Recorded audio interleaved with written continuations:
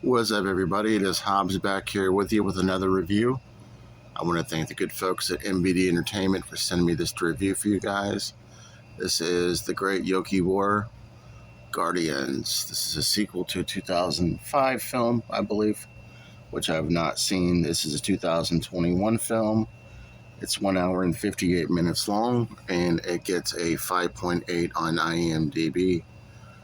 And basically, the premise of the film is there's a lot with this movie, by the way. I probably should have seen the first one before I watched this, but essentially there is this demon that is trying to wreak havoc on Japan, kill everybody.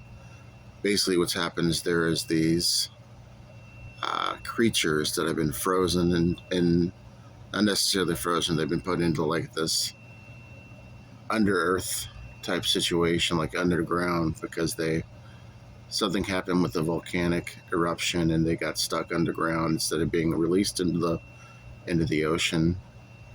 And this demon wants to release them per their request to destroy everybody. And basically at that point, since they requested it, this demon wants to wreak havoc on the world and kill people.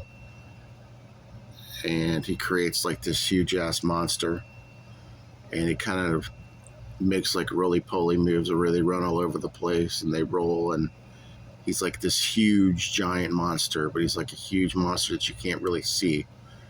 And it's really interesting the way that the picture quality came out on this. If you're big on visuals, you're going to absolutely love this movie. The aesthetic was phenomenal. I can't even imagine what the budget is. By the way, the director is Takashi Miike from Audition, and if you don't know Takashi Miike, you're probably in the wrong genre if you like horror. And it's getting back to the film. So this giant monster is created that you really can't see, and he creates havoc like earthquakes and things like that, and people are worried for their safety. And then there's these two brothers, Kai and Dai, who basically are living with their mother after their father has passed away, and they're trying to survive, and they get into a little bit of mischief, and they get this fortune, and this fortune has an all red pattern on it, which means that they are going to be chosen to be able to bring the Yokai together to fight this huge monster and to save the world from. Basically, this is called, I believe it's called a Kaiju monster. Yokaiju was what the name, I believe, of what it was called. This big-ass Yokaiju monster that's going to kill everybody in Japan, basically, and take over. And they have been summoned to fight this thing, and they meet a bunch of people along the way, a bunch of heroes, and a bunch of different characters. One of them was really hilarious. One of them was a bean cleaner. All he would do is sit there and clean beans. Like, it was just hysterical.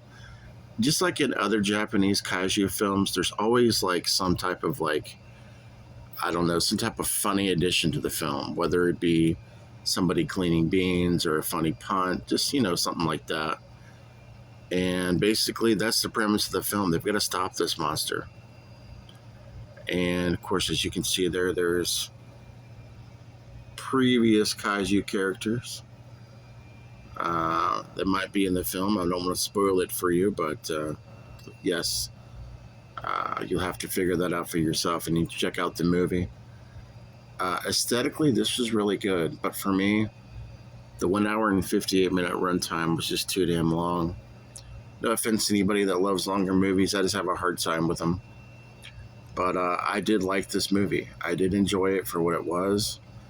It might not be necessarily for me, but definitely people that are really into kaiju or sci-fi fantasy or kaiju fantasy, this definitely for you. I mean, I do believe that is Daimajin. Anyways, what I wanted to say is this was very fun. It was very fun. It had comedical aspects to it. It had adventure, sci-fi, fantasy, all that rolled up into one. As far as people like to look at the inside of the DVDs, it's just kind of bare bones in that aspect of it. If you like feature-wise, you can check here. Feature-wise, what you get with it. You get the making of, trailers, things like that. Just your standard features. I think more or less this was interesting to me because it was Takashi Miike, and Audition is one of my favorite films that he's done. So interesting to see his other work, and that's why I enjoyed this movie. But I don't want to go too far into the details, as I feel like I've already given you guys way too much about the movie. But let me know your thoughts if you've seen this or Takashi Miike. Tell me your favorite Takashi Miike film in the comments. Catch up with you later. Peace.